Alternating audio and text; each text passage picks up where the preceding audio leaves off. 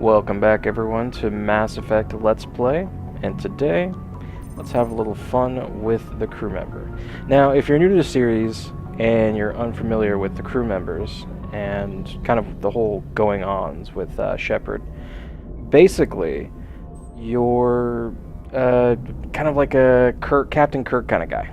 You fly through the whole galaxy and you have your own private ship, as well as you're owned by the Earth Alliance military. So you kind of have a mission in this, and that's, before I go any further into that, basically I'm going to say that today's episode is going to be about the crew members before we head out, because this is the turning point in the game where you actually get to make your own decisions. And if you notice, it's a rather linear beginning to the game. This is where it's not linear anymore, and you get to do a lot of different things. But first and foremost, I want to introduce you to the crew. And this is very important. Normally, for a lot of games, I wouldn't really give a shit. Especially with a lot of characters that we've already met before, like Anderson and Odina, who I've just been memeing and talking shit about.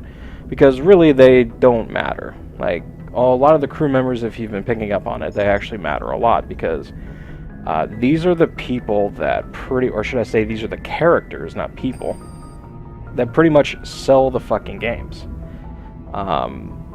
And if you're new to the series, you're going to see why. Because for the very first game in the series, they do a very good job of drawing you in. The writers were very good, very, very good for Mass Effect 1. In fact, in my opinion, the writers were very good for Mass Effect 2's characters, at least. But we'll get into that much, much later in the future. God knows when.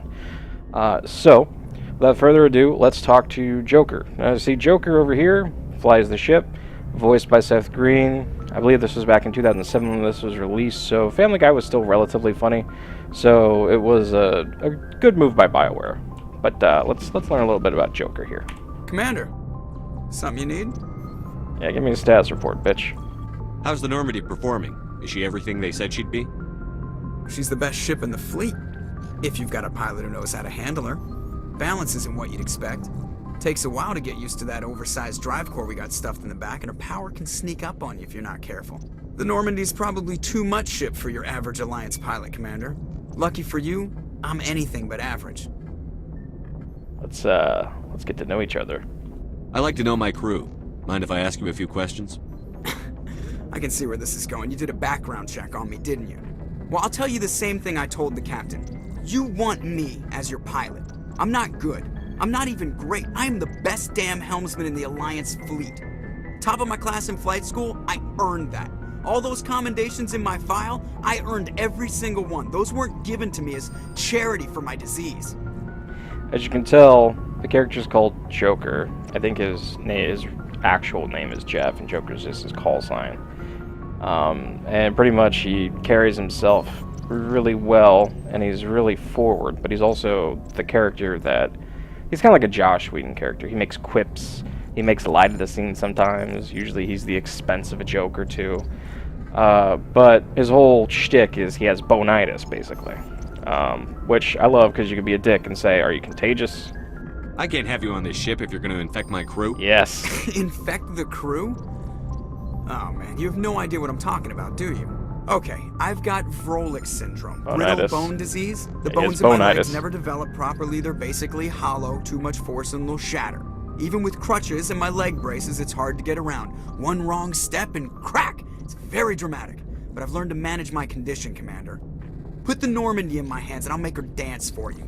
Just don't ask me to get up and dance unless, you like the sound of snapping shin bones. The other thing about Joker, which I find hilarious too, and I think it's just because it's BioWare and a lot of times is retarded as hell. No offense to them, of course. But they somehow, and this is a minor spoiler, but it's something that people never really caught on to. They somehow expanded his disease to go from just his legs to his entire body in the future Mass Effects. It's just those little things you don't normally notice. But how'd you get your nickname there, Seth Green? Why does everyone call you Joker? It's a lot shorter than saying Alliance Flight Lieutenant Jeff Moreau. Plus, I love to make little children laugh. That's not an answer, you insubordinate little fuck. You're dodging the question. Look, I didn't pick the name. One of the instructors in flight school used to bug me about never smiling. She started calling me Joker, and it stuck. I think if I select tell me about your disease, he just repeats what he said. Let's see. I need to know more about this Vrolik syndrome if I'm putting my ship in your hands. Yeah, of course you do. It's an extremely rare condition. Nobody knows exactly what causes it. Genetic, maybe. It's treatable, but there's no cure. They classify my case as moderate to severe. I was born with over a dozen fractures, hip, thighs, ankles. My bones were already breaking in the womb. 100 years ago, I wouldn't have survived past my first year. Lucky for me, modern medical science has turned me into a productive member of society. And how do you do your job? You're not going to break a bone trying to fly the ship, are you? I don't fly with my feet, Commander, so I'm fine as long as I'm in this chair. I gotta be real careful when I get up to take a piss, though. I can do my job as well as anyone on the ship. Better, actually. So don't worry about it. Alright. I have to go. Alright. And that pretty much explains Joker. He gets a little bit of character development as the games progress, but individual game-wise, he's pretty much just singular. And over here we have XO Presley. We've already met him, you know, the guy who wants to hang every Turian he sees. So Presley, he actually serves an interesting purpose. Whenever you leave the ship, he's the next commanding officer to stand for you. So it's those nice little details that they usually do in these games that help build the world, help you feel a little immersed. Alright, so here we're going to move down to, I guess this is the crew quarters. Normally just fucking run down here to go into the elevator. Let's head into Shepard's office. Oh wait, no, that's on the other side. That's right, that's where Anderson used to be. So over here we got Dr. Chakwas. Dr. Chakwas, she's pretty much the GILF. At first, she's kind of not really a character, but later on you start to feel like some kind of motherly attraction to her or some shit. I don't know, it's weird. But in 2, she gets a lot more exposition. But let's yes, Commander? Let's talk to her and see what else we can learn. She actually has a lot of background information on Kaidan, because Kaidan himself, he doesn't really talk about himself that much. But here, let's talk to her. How did you end up serving on an Alliance ship? I enlisted right out of med school. Earth always seemed boring to me. Too safe, too secure. I figured the colonies were teeming with exotic adventure. I wanted to travel the stars, tending the wounds of tough soldiers with piercing eyes. I still can't get over those souls. textures on that shirt of hers. Turns out so military bad. life isn't quite as romantic as I'd imagined. But humanity needs the Alliance if we want to keep expanding through the Traverse, and the Alliance always needs good doctors. So I stayed on to do my part. No regrets, eh? Ever think you made the wrong choice? Sometimes I think about opening a private practice back on Earth. Or maybe taking a position at one of the new med centers out in the colonies. But there's something special about working on soldiers. If I left the Alliance now, I'd feel like I was abandoning them. Yes, they're sipping wine while chopping off the gout-ridden foot of an Alliance soldier. She always has this very British-esque tea-gulping thing about her. She's a very high-class character. Alright, tell me about Kaidan, because he's pretty much flat as a board as far as characters go. How well do you know the Lieutenant? I'd never worked with him before this mission. But he has an impressive service record, over a dozen special commendations. Tends to keep to himself, though. Maybe because of the headaches. It's not easy being an L2. L2? The fuck is that? What does that have to do with it? Well, most biotics now use the L3 implants.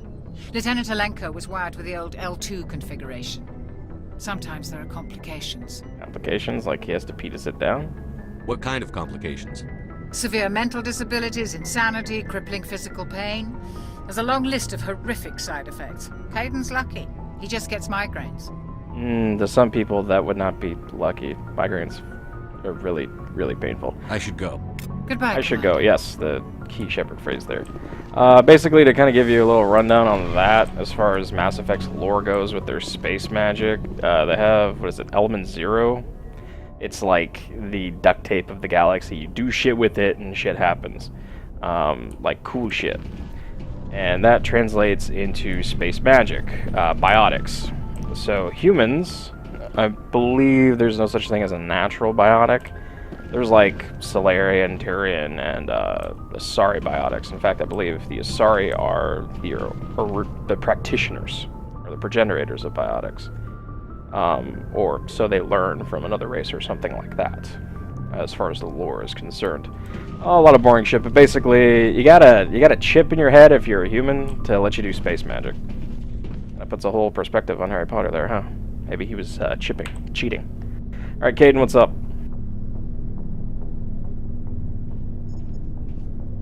Anything you need, Commander? Tactical appraisal? Tell me how well I shot those people in the Citadel. What's your opinion on the last mission? I don't see how we could have done things any better. At least not without getting to... Oh yeah, that's right. We didn't take them around in the Citadel that much, did we? Any other Alliance ship could have been. Alright, looking for personal info. Tell me about you, so I don't have to shoot you in the back later. Just trying to get a sense of where the crew's at. Thoughts? I've wasted enough of your time for now, Commander. We'll have time for personal debriefings later. And that's Caden in a nutshell for you. He's actually a lot more receptive if you're a shepherd with a vagina. But later on, he does open up to you if you're a dude. He's not a bro-tier character like Rex and Garrus, though. This is Shepherd's Quarters. Some stuff happens here if you choose a different background, like Colonist or Spacer. This is, let's see, I believe this is Tim, and this is Erica. I'm fucking with you, I don't know who these people are. They just sit there the whole fucking game. They're the most worthless soldiers in Shepherd's Arsenal. I mean, I'd rather have the guys that stand at the doors over them. Alright. And let's talk to... Oh, this asshole. I believe I did call him Tim, actually. I believe I did nickname him Tim a couple episodes ago. Might have been Jim. Alright, so here's Garrus. Garrus, to give you kind of an example of the effect he's had on the Mass Effect community, he's one of two characters that have had so much, like, Tumblr and fanfics written about him and DeviantArt shit about him. Garrus and Tolly, respectively, are responsible for nightmarish things that have been developed on the internet. These two characters have ruined people's lives because they can't stop obsessing over them like some kind of furry fanfic people. It's asinine and it's crazy.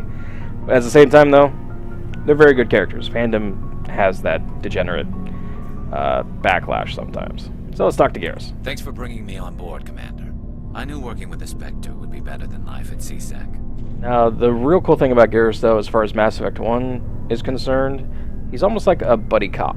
He's sort of like a lesser Shepard. He wants to learn from Shepard and look up to them. And you'll see why as you talk to him. Have you worked with a Spectre before? Well, no, but I know what they're like. Spectres make their own rules. You're free to handle things your way. At CSEC, you're buried by rules. The damn bureaucrats are always on your back. Very true. Being a Spectre does have its advantages. Exactly my point. If I'm trying to take down a suspect, it shouldn't matter how I do it, as long as I do it. But CSEC wants it done their way. Protocol and procedure come first. That's why I left. That was your reason? So you just quit because you didn't like the way they do things? There's more to it than that. It didn't start out bad, but as I rose in ranks, I got saddled with more and more red tape. CSEC's handling of Saren was typical. I just couldn't take it anymore. I hate leaving. Yeah, fuck CSEC. They're a bunch of half-assed mall cops anyways. You did the right thing. Life's too short to sit around waiting for things to happen. Yeah, you're probably right. Either way, I plan to make the most of this. And without CSEC headquarters looking over my shoulder, well, maybe I can get the job done my way for a change. Shit, that's what I would do. As long as you do your job well, you're free to go about your business as you see fit. Thank you, Commander. And he just spends most of the game calibrating the Mako or whatever the fuck he's doing on that. Shepard and Garrus, like I said before, they're a buddy cop duo, but the real foil to it is that Garrus is pretty much what would happen if Hallblart one day stopped being a retard and got a gun and also turned out to be a half-lizard man and just went on a rampage against the system. Rex over here, let's save him for later. Let's go through Ashley now. Ashley, she's one of two characters you can romance. I am going to spoil that for you because it's very obvious you're human, and she's the only other human female companion. She is an interesting character as far as Mass Effect 1 is concerned because, as you'll see in a little bit, she comes off as a poetic character that is a nationalist in regards to Earthern standards, I should say. She supports humanity. She's also religious, and she likes poetry. And she's a daddy's girl. She had a very big military upbringing and all that kind of stuff. And she plays really well as a cohort or a counterpart to like a renegade shepherd playthrough. But the big thing with her is that when she first came out, a lot of people just deemed her a racist because she was pro-human. But her stance has always been that she is pro-human, but she's not anti-alien. She's just a character that's looking out for the best of humanity, especially when it's presented in Mass Effect that everyone else is kind of like very wary and standoffish with humans because they're a very new race to the galaxy and, you know, getting all caught up in the bureaucracy bullshit and all that kind of stuff. So yeah, let's talk to Ashley. Commander? Especially since last time we were such an asshole to her, it was great. Can we talk? Do you have a few minutes to talk one-on-one? I'm sorry, Commander. I need to get my duty squared away. I wouldn't mind talking more later, though. Yeah, I believe she says a little bit to you if you're a bit nicer to her. But basically how all Bioware RPGs work is usually when you complete a main story mission that triggers more dialogue options with your characters. So Ashley and Caden are kind of like they don't have anything new to fucking say. What's your opinion on the last mission? Kinda wish you'd got there sooner, Commander. No offense, I appreciate the rescue. I just wish... Yeah, stop dulling. They died, you lived. That happens in this job. Yes, Commander. Believe me, I understand that. If I had been more alert, we wouldn't have been cut down by an ambush. I'll be more alert then. The answer seems plain enough to me. Be more alert. Aye, aye, Commander. I'll make sure it doesn't happen again. Dismissed, Chief. Sir. And she's actually a really good character to use if you don't want to use like Rex, because Rex is OP as hell. Let's talk to him last though, because he's actually one of the newer characters, so he's going to have a little bit more to say, just like Garrus. Next, we are going to... Do we have any collectible things down here? No. Alright, let's talk to Engineer Adams, one of the most important characters in Mass Effect. I'm kidding. Hey, Commander, you know that Quarian, Tally? She's been spending all her time down here asking me about our engines. I'll get rid of her. Can't have any gypsies down here with messing with the engines. I'll tell her to leave you alone. What? No, she's amazing. I wish my guys were half as smart as she is. Give her a month on board and she'll know more about our engines than I do. She's got a real knack for technology, that one. I can see why you wanted her to come along. I didn't. Ambassador Udina made me take her along. Normally I don't have anything nice to say about politicians, but he made a good call on this. However, I'm guessing that's not why you came down here. Yeah, let's get a personal question going. I'm not really going to bother you with the stealth systems and the Normandy BS. Basically, all you have to know is that Normandy is a super special, awesome stealth ship using Alliance and Turian technology, and it's an experimental thing. And I believe it was created as like a joint operation to kind of work as a peace offering between the Alliance and the Turians, because they used to be at war, called the First Contact Wars. Back when the humans discovered the first Mass Effect, like they mentioned in the intro, how that was discovered on Mars, or the first Prothean ruins that led to the Mass Effect relay in the Charon galaxy or whatever. Or the Charon Mass Effect relay in the Sol system. It's some bullshit like that. See, there's so much backwriting to this game that sometimes I get a little lost just talking about it. So let's talk to Engineer Adams. Tell me about what kind of beverage you like to drink there, Adams. Where else have you served, Adams? If you name a class of Alliance ship, I've probably served on it. Everything from dreadnoughts and carriers right down to frigates like the Normandy. My last assignment was on the Tokyo, only a cruiser, but she was a good ship. Couldn't hold a candle to the Normandy, though. Alright, he likes Tokyo bombs. I also like that alcoholic beverage. Carry on, Adams. Aye, aye, Commander. Alright, next is Tali, one of the other two aliens of the apocalypse as far as Mass Effect is concerned. Tali's a Quarian. If I didn't go over it earlier, you know, Quarians are basically space gypsies. The water of the galaxy, they got their shit kicked in by the Geth because Terminator AI started to, you know, gain sentience, and they turned on them before they could get any stronger, so the Geth responded in basically trying to survive and kick the shit out of the Quarians. Which doesn't make sense. You would think the creators would know how to kill off their machines before their machines, started getting super, super advanced. But yeah, I guess they kind of just waited on that a little too long, and oops. We have no homeworld anymore, and also apparently we have no autoimmune system. That's why they wear the suits and look like space Islamists on top of space gypsies. They are, sorry, burkas. But basically their immune system doesn't work. So if you were to cough on Tali, she would die. She would get very sick and die. She has like a little dagger on her. I know there's like one armor where she has like a little dagger on her, which is really weird. Like, why would you carry a dagger on a suit? You wouldn't want to get punctured. But yeah, she's one of the two Riders of the Apocalypse, Garrus being the other one, because there's been so much fucking art and shit that I've seen on 4chan by accident that I have been scarred for the rest of my life. Because there's people out there that have... It's even on the official BioWare forums before they took them down, which I don't blame them for taking it down with all the weird people that were on there. There were people that were coming up with graphs of like what Tali's sweat would taste like. Like that is fucking a little weird. It also goes to show that these people made really good characters. Your ship's amazing, Shepard. I've never seen a drive core like this before. I can't believe you were able to fit it into a ship this small. I'm starting to understand why you humans have been so successful. I had no idea Alliance vessels were so advanced. Yeah, just keep your hands in your pocket and don't copy any of our tech there. Alright, Shepard can actually give some insight on the Normandy here. The Normandy's a prototype. Cutting-edge technology.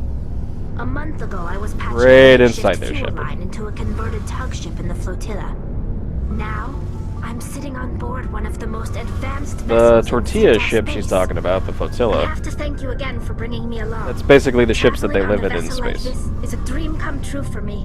Well, you're into ships, even though you spend your entire life on ships and your species as a penchant for being mechanics? I had no idea you found ship technology so interesting. It comes with being a Quarian. The migrant fleet is the key to the survival of my people. Ships are our most valuable resource. But we don't have anything like this. We make do with cast-offs and second-hand equipment.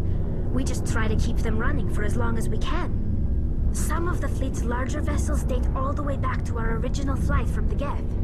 That was 300 years ago when you got your ass kicked. I can't believe your fleet's still using ships that are 3 centuries old.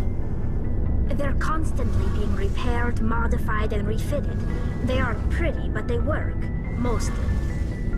We've tried to make ourselves as independent as possible on the flotilla, grow our own food, mine and process our own fuel.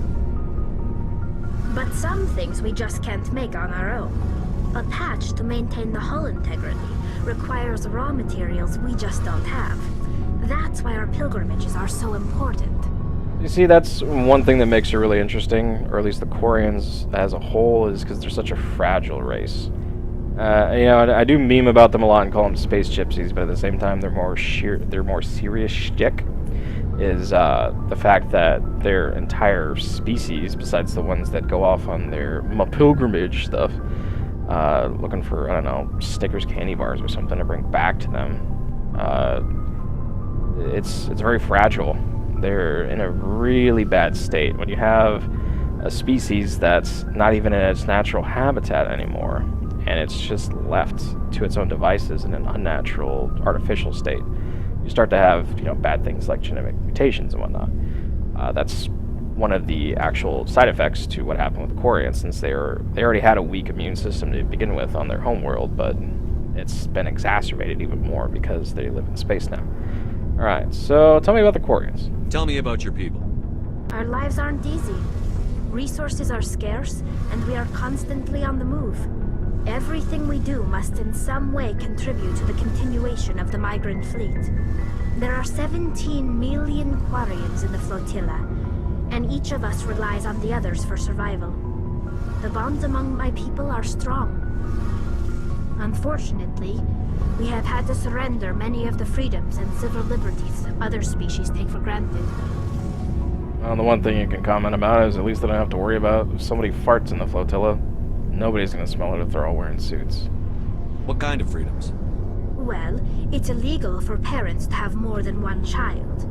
If our population grows too much, it would strain our Space Japan! I never made that correlation. Of course, we also can't allow our numbers to become too few. If our population is in decline, the rule against single births is temporarily repealed. In extreme cases of population decline, incentives are even offered to encourage multiple births. Though the Conclave hasn't had to take such measures in nearly a century. Conclave? Basically the Quarian Reich? That's your government. The Conclave is our civilian branch of government. Each ship can elect a representative to serve on the Conclave and make decisions that affect the fleet as a whole. On matters that affect an individual ship, however, the captain has the final say. It's a tradition that dates back to the early days, when the fleet was governed by martial law.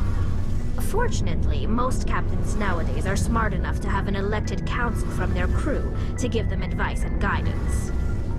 Yes, you're democratic. So the ultimate power rests with elected officials. In practice, the Conclave and the respective council for each ship tend to set the rules that govern our daily lives. But in theory, we are still under military jurisdiction. The 5 top-ranking military officials in the fleet serve on the Admiralty Board. These 5 have the power to overrule any decision by the Conclave in case of emergency. To do so requires unanimous agreement among the Admiralty, and they can only do this once. After that, the entire board must resign their posts. It's a safeguard that served us well. In nearly 3 centuries, the Admiralty Board has only overruled the Conclave 4 times.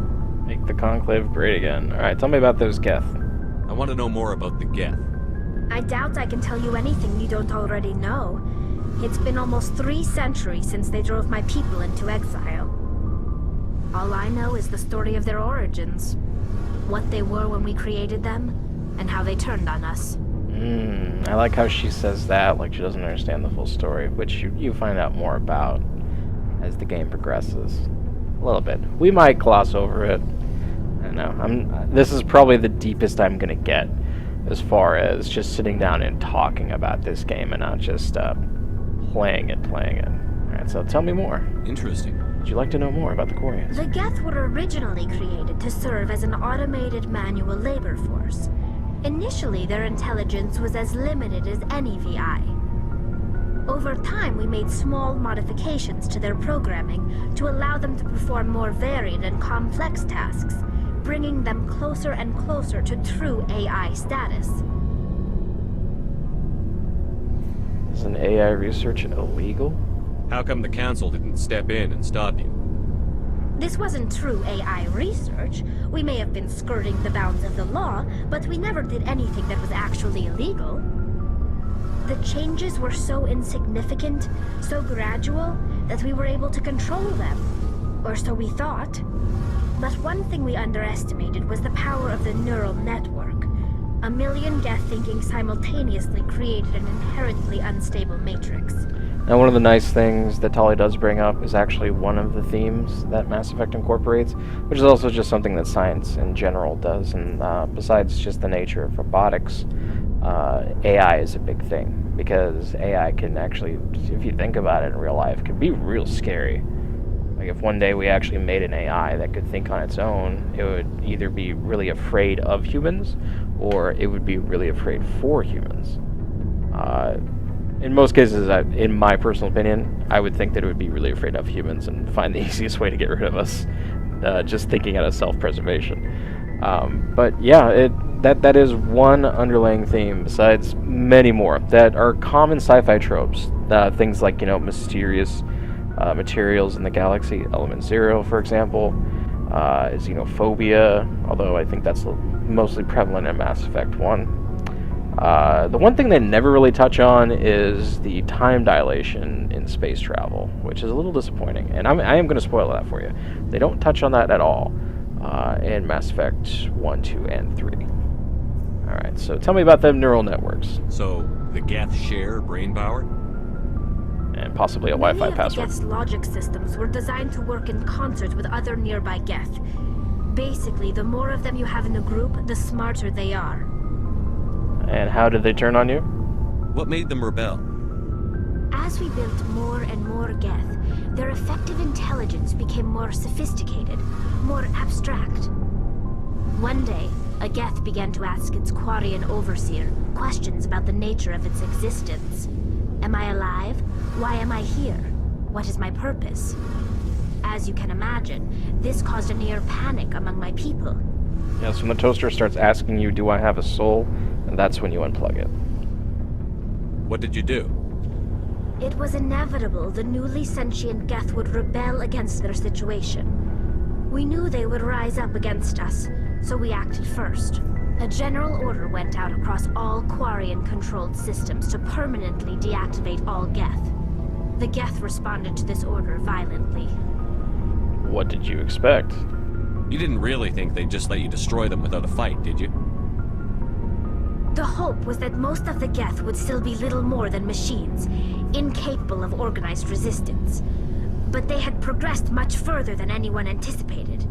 The war was long and bloody. Millions upon millions of Quarians died at their hands. In the end, we were forced to flee our own homeworld. We feared the Geth would pursue us, but they never came beyond the Veil. Now we drift through space, exile searching for a way to reclaim what was once ours. Yeah, it serves you right for not having a failsafe. You got what you deserved. We made a mistake when we created the Geth in the first place, but we did not make a mistake when we went to war against them. If we had not acted, they would have wiped us out. They're a synthetic life form. They have no use for organics. None. Why do you think they cut themselves off from the rest of the galaxy? Why do you think they've killed every organic being who's ever tried to contact them? I'm not surprised. Well, actually, let's say not everyone. They didn't kill Saren. What does that tell you? The Geth are not innocent victims in all this. They're the enemy. They want to destroy us. Not just the Quarians. All organic life. That's why they've joined up with Saren. And that's why we have to stop him. That does bring up another thing, the way she presents it. It's also, what I was talking about the AI earlier, I will kind of say this. How Mass Effect represents the AI versus, can machines think for themselves, and, out of control AI trope. How it really presents it and pokes at your brain with it is synthetics versus life forms. But it's, or should I say synthetics versus bio life forms, people. I don't want to say biotics. I guess I could say biotics, but that sounds more like I'm just talking about space magic again. But basically, that's one of the other underlying tropes. Not just talking about the AI programs themselves, but robots. Alright, so pilgrimage. I want to know more about the pilgrimage. When my people reach maturity, we leave our birth ships and seek acceptance with a new crew. It's necessary to maintain genetic always diversity noticed when among talking the to her, fleet. that background engine and all its No ship effects, wants for to some accept reason that someone who kills will the be a frame burden rate. on them. So, It's very annoying. we embark on a pilgrimage. We set out alone, leaving the flotilla and our families behind us. We only return once we have found something of value we can bring back to the fleet. This is presented as a gift to the captain of the respective ship we wish to join. If the gift is accepted, we are welcomed into the crew. Personally, if I was Shepard, I would be thinking, Quarian on pilgrimage. And I'm just letting her look at all of my new Alliance fleet tech stuff and messing around in my engine. Certainly I can trust this Quarian who I just met because she was helping me out of self-preservation. Nothing can go wrong from this. That, unfortunately, I will spoil for you. That's never explored, but that is a missed opportunity, in my opinion. There are some subtle hints to it, but it's never presented as how I've presented it. Sounds dangerous. I can't believe they just send you off alone. It's not like they just cast us out. Before we leave, we are given lessons in how to survive outside the flotilla, and given gifts to help us on our journey. We also receive implants to fight off sickness and disease. Generations of living in an isolated and highly controlled environment have left our immune systems weaker than most. By the time we leave the fleet, we are well equipped for the pilgrimage. This is a rite of passage for all Quarians. If it were dangerous, our numbers would suffer. Virtually every pilgrimage ends with a triumphant return and the ritual presentation of the gift to one of the fleet's captains. Do they always accept? Can a captain choose to reject the gift? That doesn't happen often. Most captains are eager to increase the size of their crew. It increases their own standing in our society. Even when a gift is not particularly valuable, the captain usually accepts it out of a sense of tradition. However, there is a stigma to presenting a substandard gift. It's not the best way to make a good impression on a new community.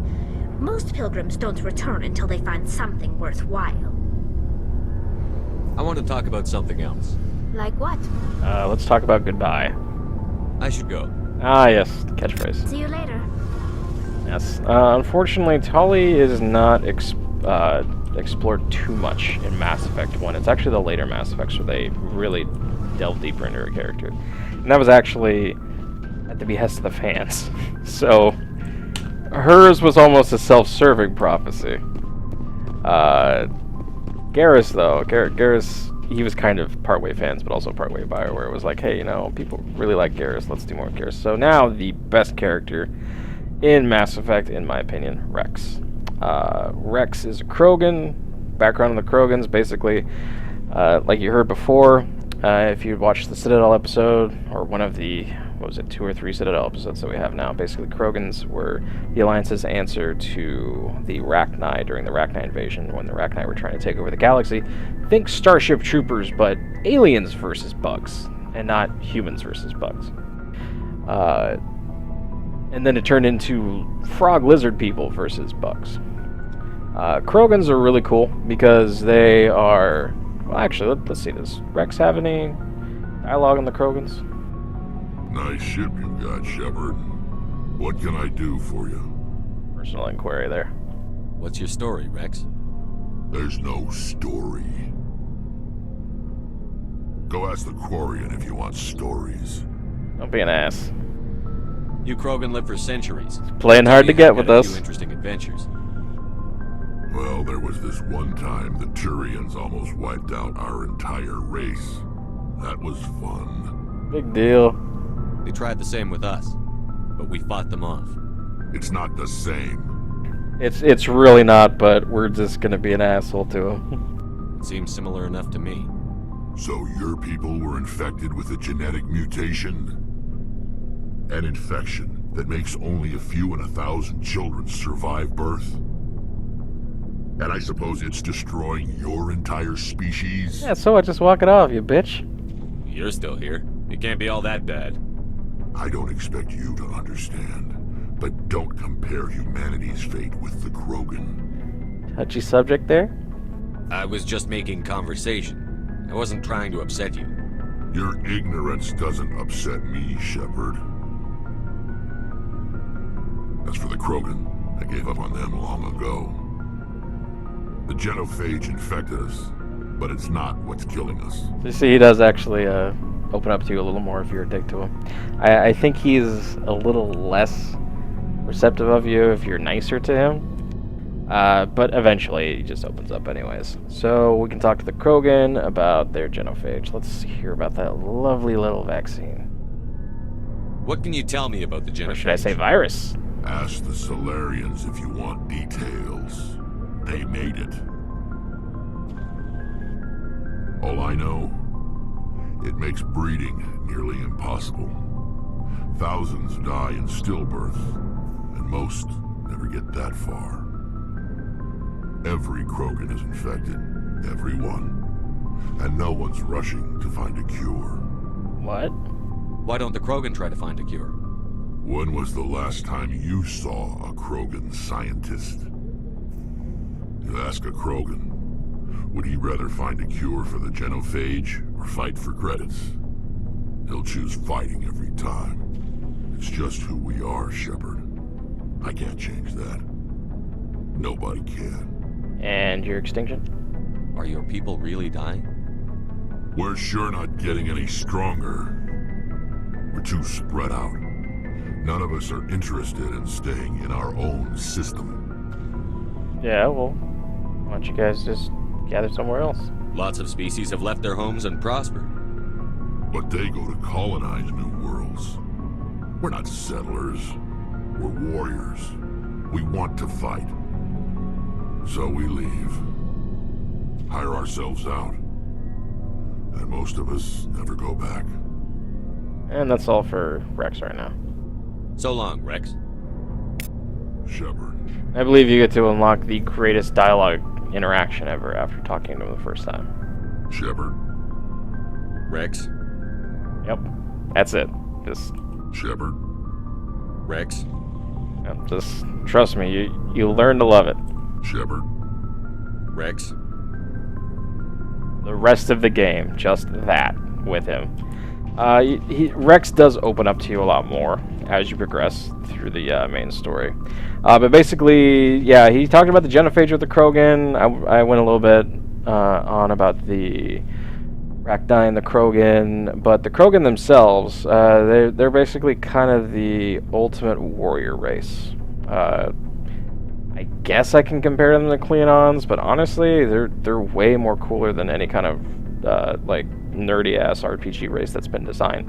They have like multiple organs. Everything in them is pretty much just redundant. Like they got like 3 or 4 hearts or something. They have a redundant nervous system. I think they only have 1 brain because that's like the smallest thing in them that they all tell you about. Like, you know, every Krogan is a warrior. There's barely any Krogan scientists. He does tell you more about the Krogans later on, about how they were before the Council uplifted them to help them fight the Rachni, which is kind of cool. You know, this situation where people are having trouble fighting these bugs, and they find these frog lizard people. They're like, hey, stop using those guns, use these space lasers, and here's something to go fight and kill. And as that story presents itself, the Krogan were becoming too land grabby because they obviously did nothing but fight and fuck like rabbits, and they had like millions and millions and billions of Krogan, so they started land grabbing a lot of races. So I guess you could say if you've ever played Civ 5, it's kind of like the Shoshone from there. They do that, except, well, at least as far as the land grabbing is concerned. Looking for supplies? Alright, Requisition Officer Tim. Yes. Let's see what you've got. You bet, Commander. Nothing new. Oh, we do have a chameleon tool here. So let's get this real quick. Because again, this does help out with tech. But I believe, yeah, it takes away your shield bonus and our med recharge right there. So yeah, we definitely need to get an upgrade at some point. We'll go more into that stuff later. But basically, that's it. If the crew customization window didn't spoil it for you already, we're actually missing one last squad member. And we're going to go get her in the next episode. So that's it for introducing the crew. So see you guys in the next episode. Oops, this is the wrong way. Holy shit. See you guys in the next episode where we will be going on and rescuing Dr. Liara Tassoni from the clutches of... I forget what the hell actually happens in that mission. And it's probably just space Nazis again. It's always them.